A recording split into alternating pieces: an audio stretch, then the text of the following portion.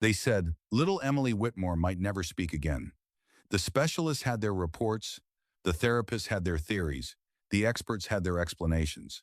But none of them could explain what happened on a quiet Thursday afternoon when an 8-year-old girl who hadn't spoken in months looked at a stranger and whispered a single word. The 48th floor of Whitmore Capital overlooked most of Manhattan.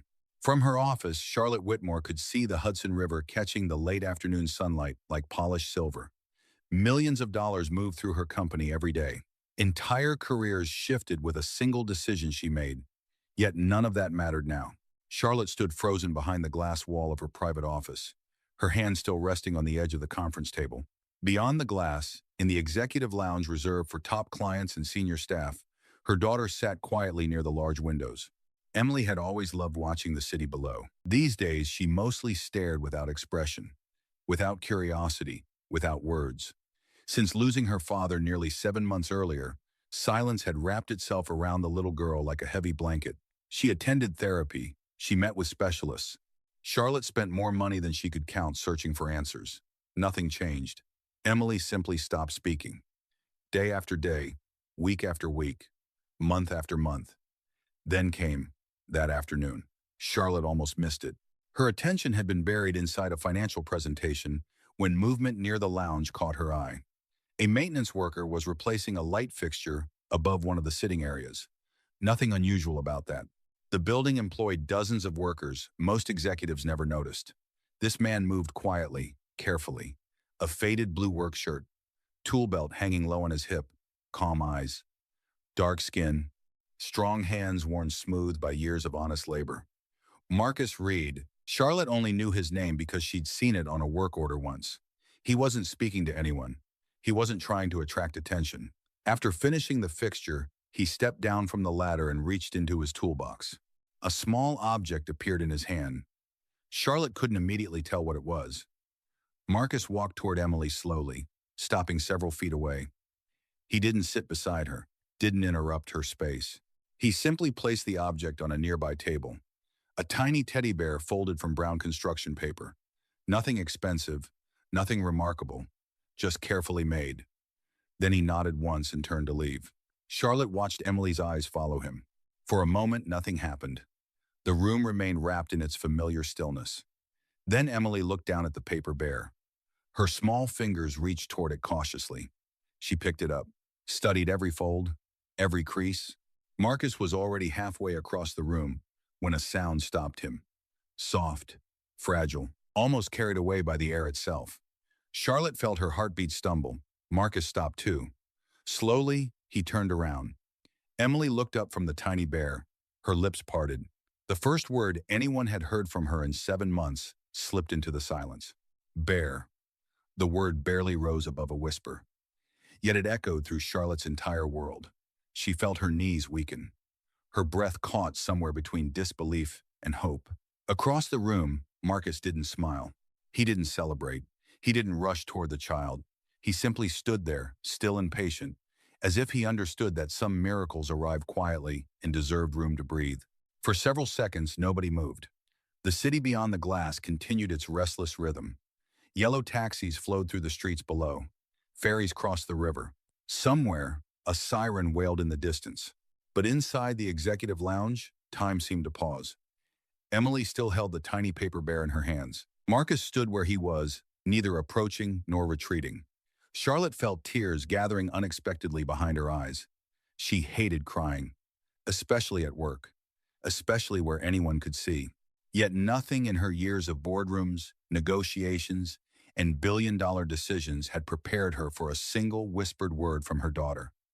Emily lowered her gaze to the folded bear again. Her fingers carefully traced one of the paper ears.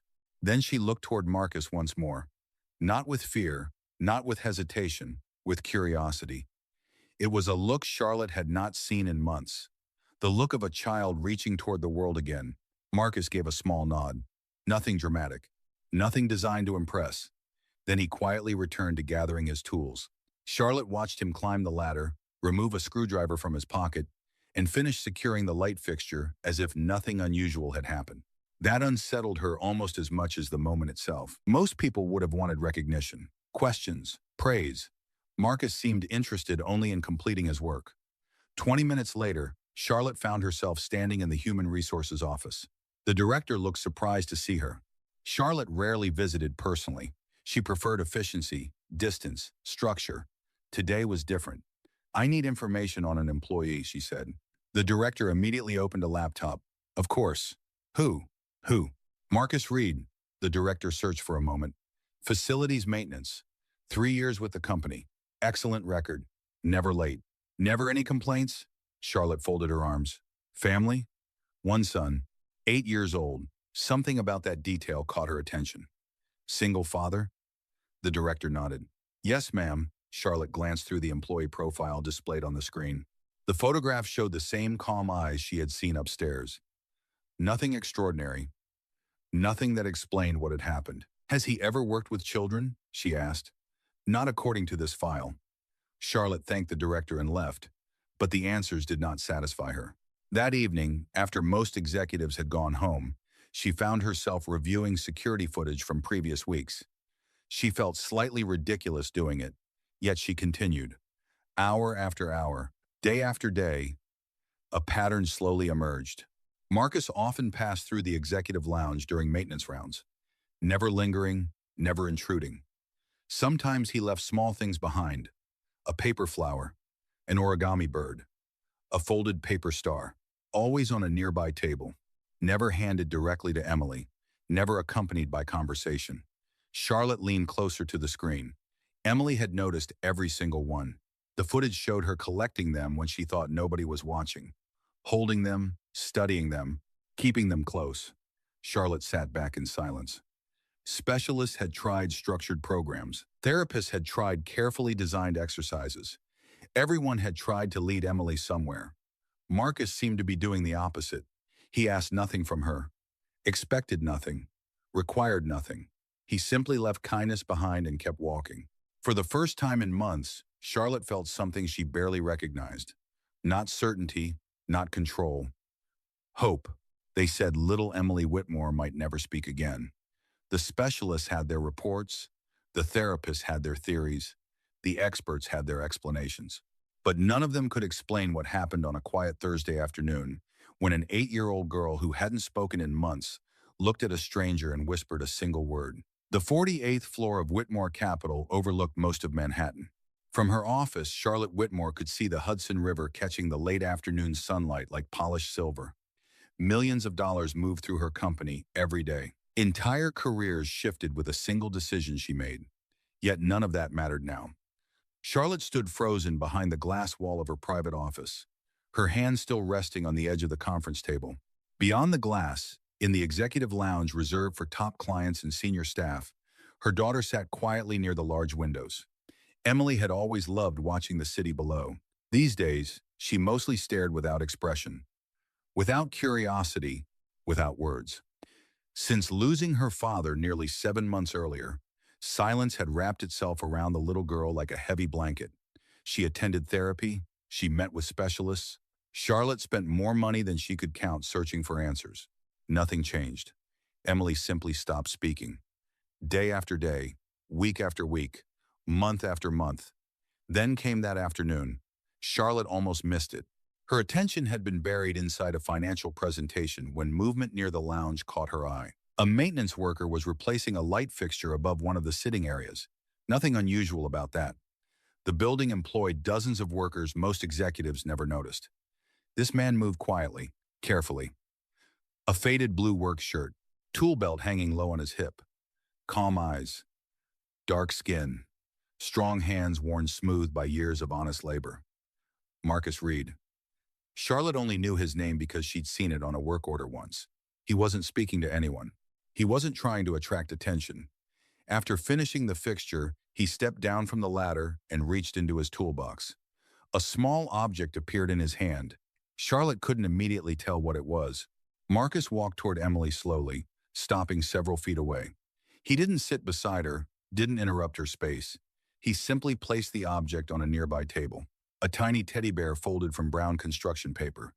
Nothing expensive. Nothing remarkable, just carefully made. Then he nodded once and turned to leave. Charlotte watched Emily's eyes follow him. For a moment, nothing happened. The room remained wrapped in its familiar stillness. Then Emily looked down at the paper bear. Her small fingers reached toward it cautiously. She picked it up, studied every fold, every crease. Marcus was already halfway across the room when a sound stopped him. Soft, fragile, almost carried away by the air itself. Charlotte felt her heartbeat stumble. Eat. Marcus stopped too. Slowly, he turned around. Emily looked up from the tiny bear. Her lips parted. The first word anyone had heard from her in 7 months slipped into the silence. Bear. The word barely rose above a whisper. Yet it echoed through Charlotte's entire world. She felt her knees weaken. Her breath caught somewhere between disbelief and hope. Across the room, Marcus didn't smile. He didn't celebrate. He didn't rush toward the child. He simply stood there, still and patient, as if he understood that some miracles arrive quietly and deserved room to breathe. The following week settled into a rhythm that nobody planned and nobody discussed. Every afternoon, sometime between 3 and 4 o'clock, Emily would appear in the executive lounge with a sketchbook tucked beneath her arm. She never announced herself. She simply arrived. And almost every day somewhere nearby, Marcus was working, replacing ceiling panels, adjusting fixtures, repairing cabinets, quiet tasks that blended into the background of a building designed to celebrate people far more visible than him. Charlotte noticed something else. Emily was changing. Not dramatically, not overnight. The transformation came in moments so small they could easily be missed. One afternoon, Emily smiled while looking at one of Marcus's folded paper animals. Another day, she left one of her drawings beside the little paper rabbit he had placed on a table. The drawing showed a city skyline beneath a bright yellow sun. It was the first picture Charlotte had seen her daughter color in months. Then came the afternoon that made Charlotte stop in her tracks. She stepped into the lounge after a board meeting and found Emily sitting near the windows while Marcus repaired a lamp several feet away. Neither seemed aware she was there. Emily looked down at the folded paper bird resting in her lap. Then she glanced toward Marcus. Bird, she said softly. The word was simple, ordinary, yet Charlotte felt her chest tighten. 2 words in 1 week. After 7 months of silence, Marcus looked up briefly and nodded. That is right, nothing more. No celebration, no excitement, no pressure for another word. Emily returned her attention to the bird. Charlotte stood hidden near the doorway, stunned by what she was witnessing. Most people rushed toward progress. Marcus seemed willing to let it arrive on its own. That evening, Charlotte found herself thinking less about her company and more about a man she barely knew. The next morning, she reviewed his employee file. Marcus Reed, 42 years old. Maintenance technician. 5 years with the building management company. Excellent performance reviews. No disciplinary history. Single father, 1 son, 9 years old. The file contained almost nothing else. Somehow that made him even more mysterious. Later that afternoon, Charlotte watched from her office window as Marcus left work. Instead of heading directly home, he stopped at a small public park across the street. A young boy ran toward him the moment he arrived. Marcus bent slightly as the child wrapped both arms around him. Then the two sat together on a bench, sharing snacks from a paper bag, while talking about something that made the boy laugh. Charlotte found herself staring longer than she intended.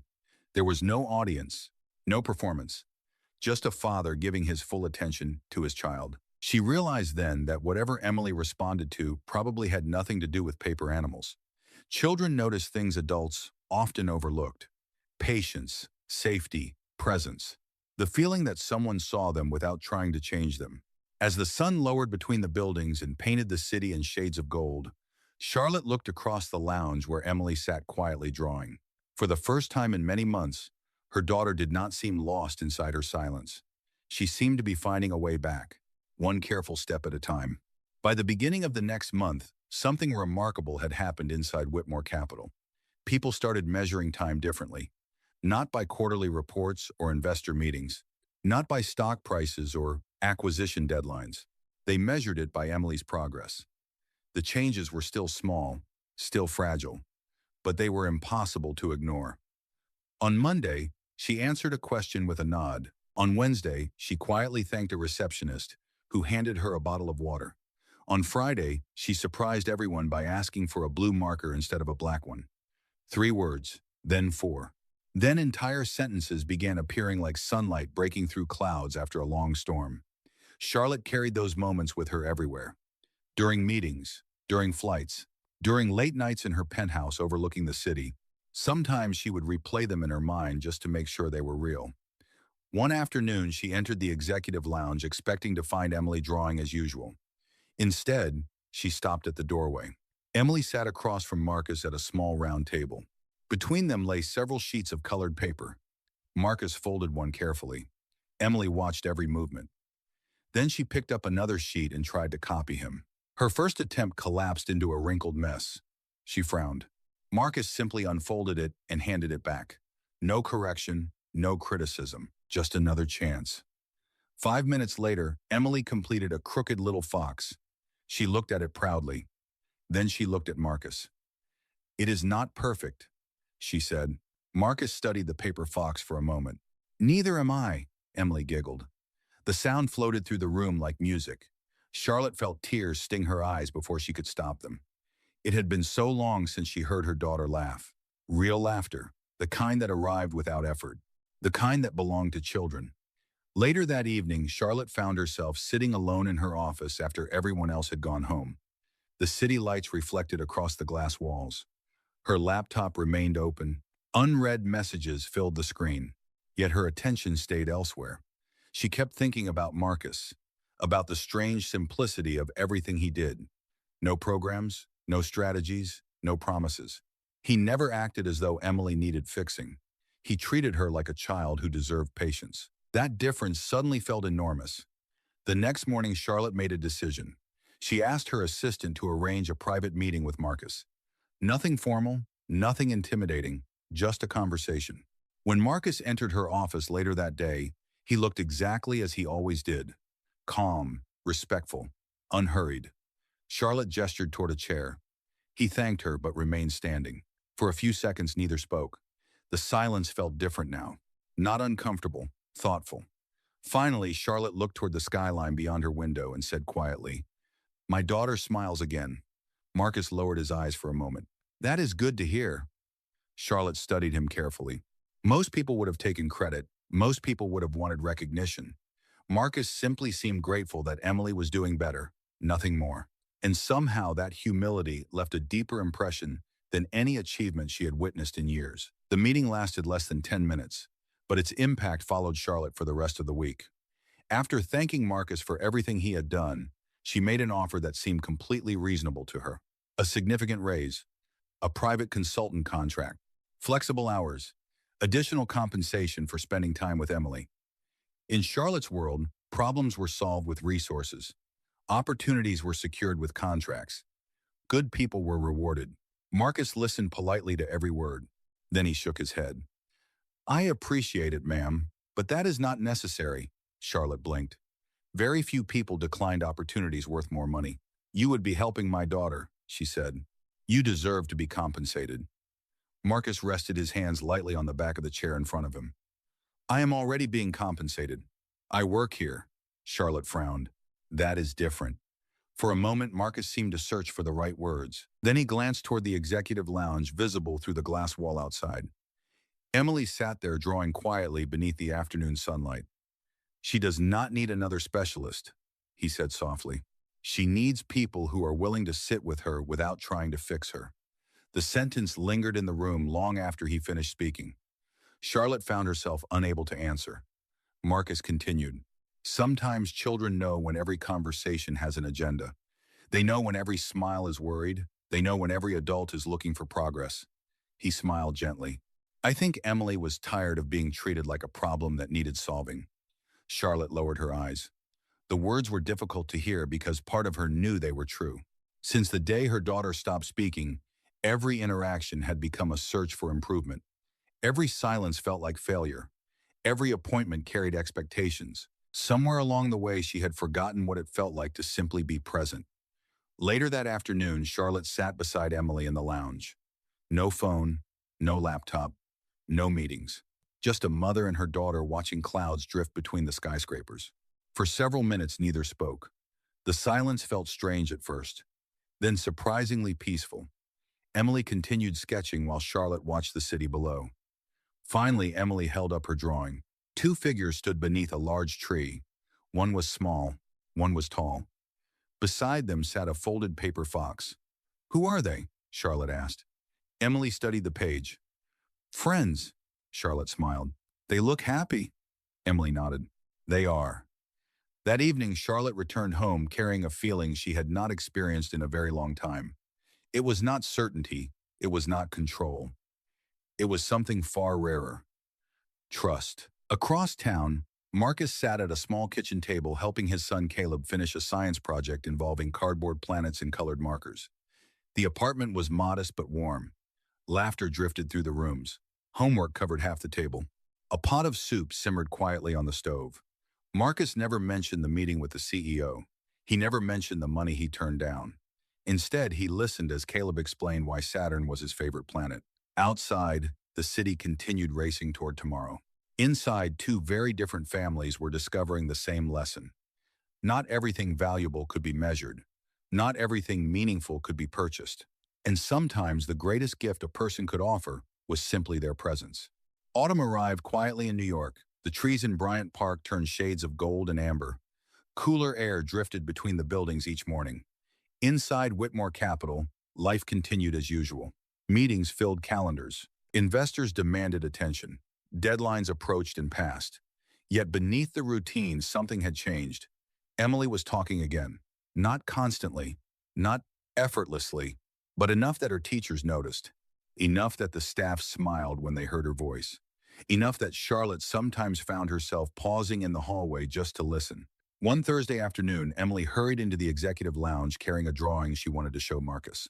The picture featured a paper fox standing beside a large tree beneath a bright blue sky. She searched the room and frowned. Marcus was not there. A maintenance supervisor she had never met before was replacing a light panel near the windows. Emily waited.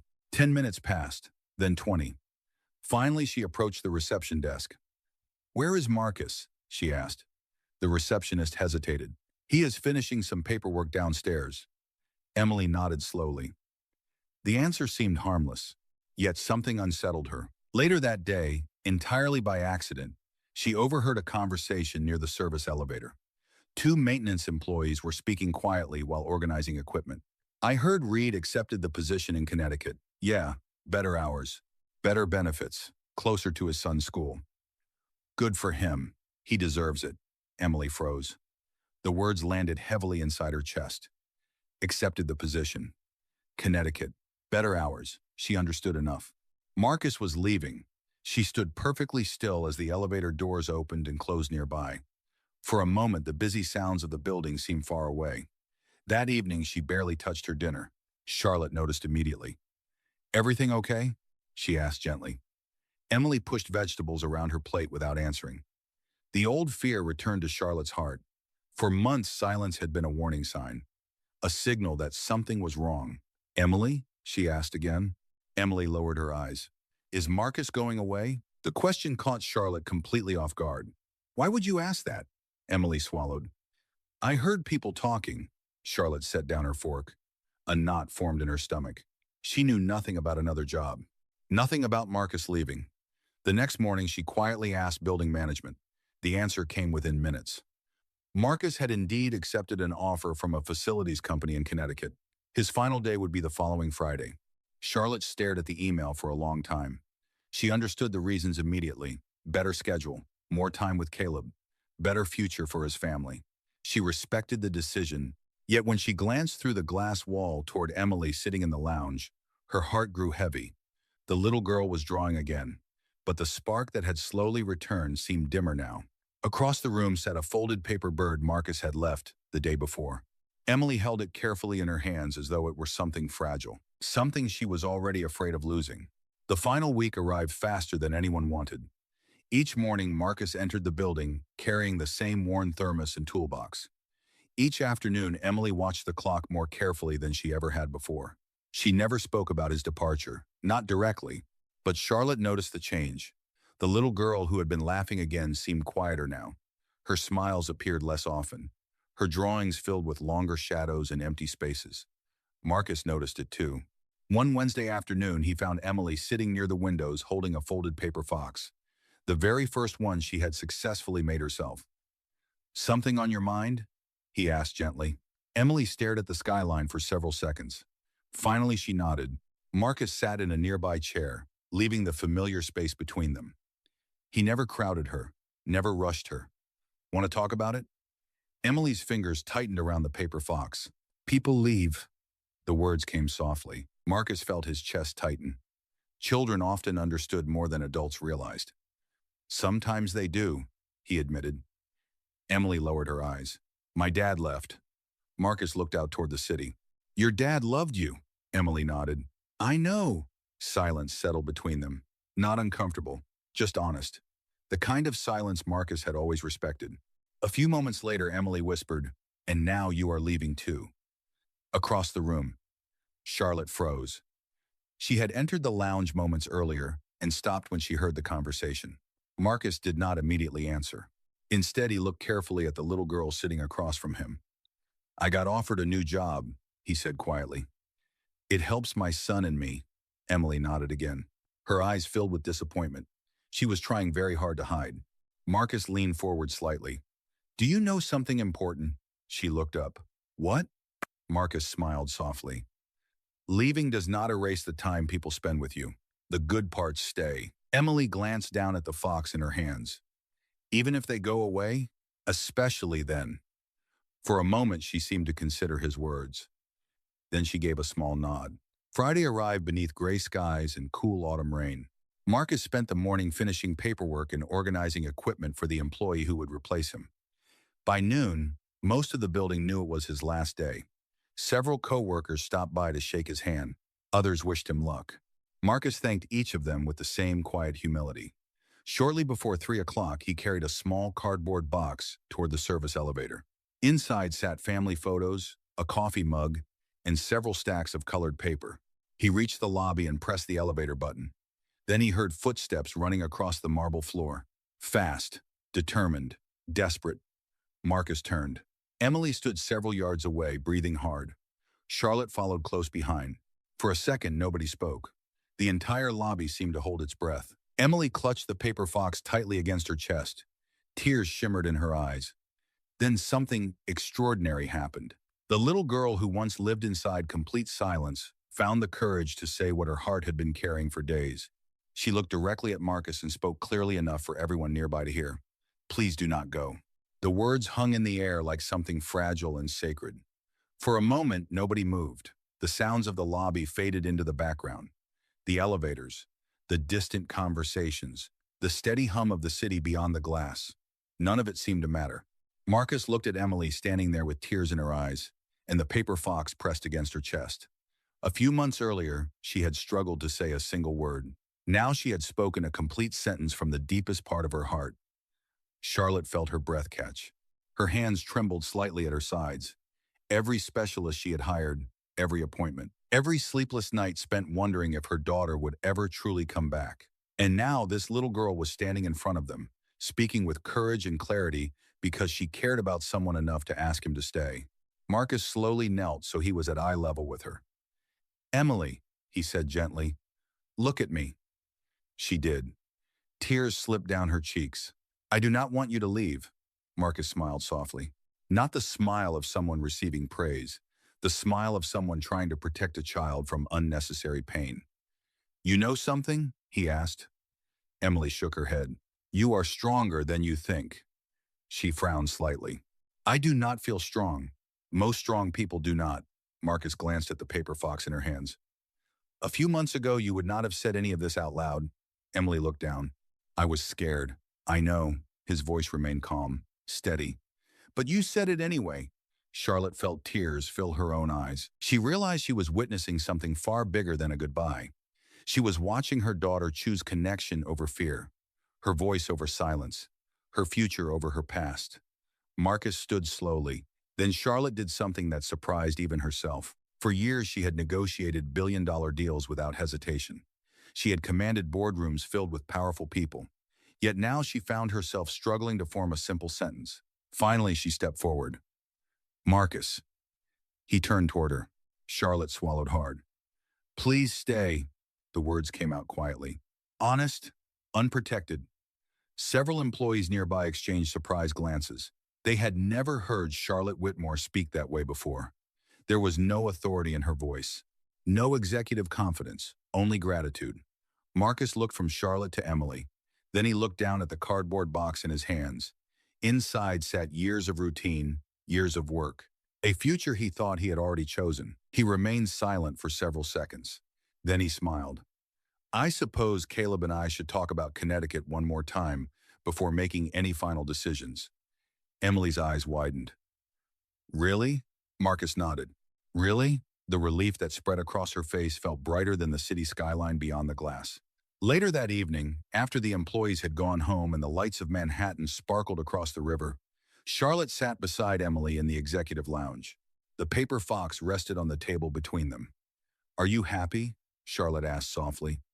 Emily smiled, a real smile, the kind that reached her eyes. Yes. Charlotte wrapped an arm gently around her daughter. For the first time in a very long while, the future did not feel frightening. It felt open, full of possibility. Across the room, Marcus gathered his things while speaking with Caleb on the phone. His son laughed about something from school, and Marcus laughed too. The sound carried softly through the quiet room. Charlotte listened for a moment. Then she smiled. Sometimes healing did not arrive through expertise. Sometimes it arrived through patience, through kindness, through someone willing to stay long enough for another person to feel safe again. And in the end, Marcus Reed never changed Emily's life by fixing her. He changed it by helping her remember that her voice had been there all along.